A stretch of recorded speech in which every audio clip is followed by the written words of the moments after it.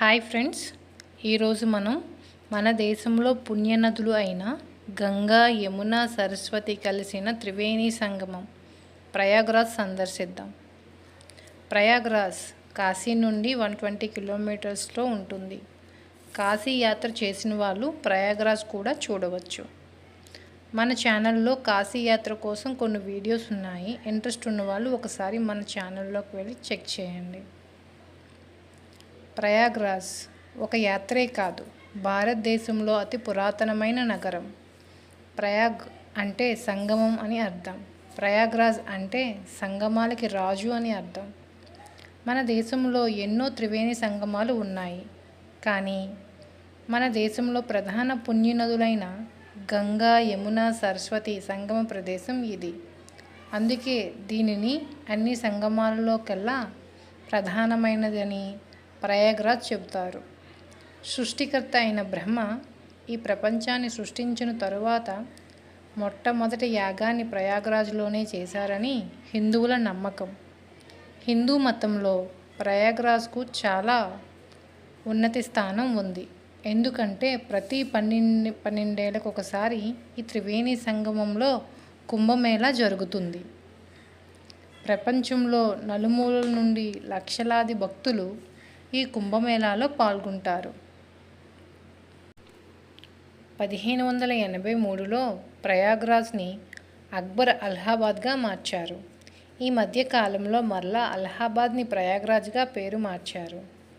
అలహాబాద్ అన్నా ప్రయాగ్రాజ్ అన్నా ఒకటే. ఇప్పుడు మనం త్రివేణి సంగమంలో జరిగే పూజలు ఏంటో తెలుసుకుందాం. త్రివేణి సంగమంలో 3 పూజలు చేస్తారు: గంగా పూజ, పిండదానం, వేణీదానం. గంగా పూజకు ప్రత్యేకంగా పంతులు మాట్లాడుకోవాల్సిన అవసరం లేదు. త్రివేణి సంగమంలో కొంతమంది పంతులు ఉంటారు. 100 రూపీస్ ఇస్తే గంగా పూజ చేస్తారు. పిండదానం, వేణీదానం ఇది పంతులను మాట్లాడుకొని బోటులోని చేసుకోవచ్చు లేదా నది ఒడ్డున చేసుకోవచ్చు. తరువాత బోటులో త్రివేణి సంగమానికి వెళ్ళి కలపవచ్చు. ఇక్కడ తెలుగు పంతులు లభిస్తారు. తెలుగువారు కాకపోయినా తెలుగు తెలిసిన వారైనా లభిస్తారు.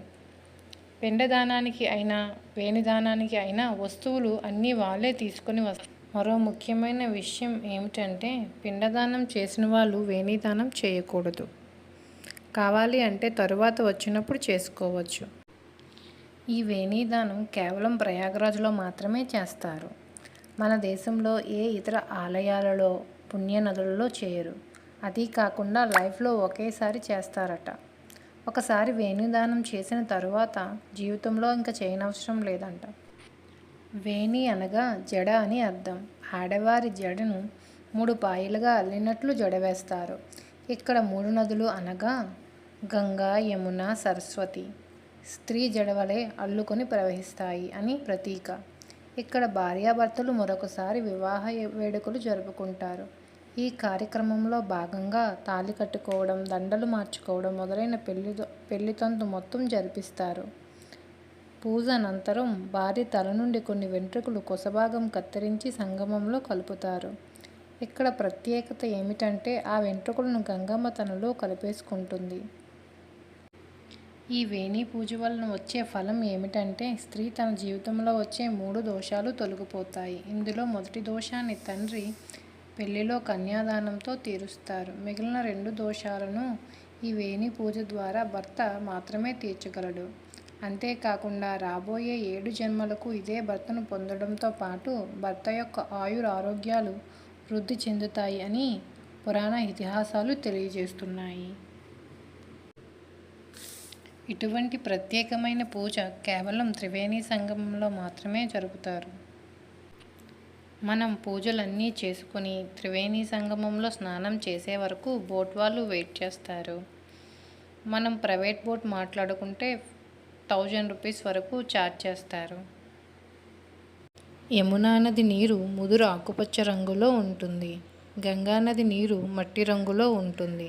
సరస్వతీ నది అంతర్వాహినిగా ప్రవహించి ఈ ప్రదేశంలో కలుస్తుందట. ప్రయాగ్రాజ్లో చూడవలసిన ప్రదేశాలు మనం ఆటో మాట్లాడుకొని చూడవచ్చు. ఆటో అతను 800 వరకు ఛార్జ్ చేస్తారు. బడే హనుమాన్ ఆలయం ప్రయాగ్రాజ్లో ప్రధాన ఆలయాలలో బడే హనుమాన్ టెంపుల్ ఒకటి.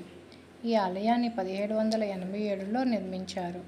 ఈ ఆలయంలో 20 అడుగుల ఆంజనేయ స్వామి శయన భంగిమలో దర్శనమిస్తారు. ఈ ఆలయం చాలా పవర్ఫుల్ అని, ఇక్కడ కోరిన కోరికలు నెరవేరుతాయని భక్తుల విశ్వాసం. ఇక్కడ దగ్గరలో మాధవేశ్వరి శక్తిపీఠం ఉంటుంది. ఆమెను అలోపీదేవి అని పిలుస్తారు. ఈ ఆలయం చాలా ప్రత్యేకమైనది. ఈ ఆలయంలో అమ్మవారికి రూపం ఉండదు. ఈ ఆలయంలో ఊయల ఉంటుంది. ఈ ఆలయంలో అమ్మవారు అదృశ్య రూపంలో ఉంటుందట. అష్టాగతి శక్తి పీఠాలలో 14వ శక్తిపీఠం అలోపీదేవి శక్తిపీఠం. ఇక్కడ సతీదేవి చేతివేలు పడ్డాయని చెబుతూ ఉంటారు. ఈ ఆలయంలో విగ్రహారాధన ఉండదు. విగ్రహారాధన లేని ఏకైక శక్తిపీఠం ఇదే.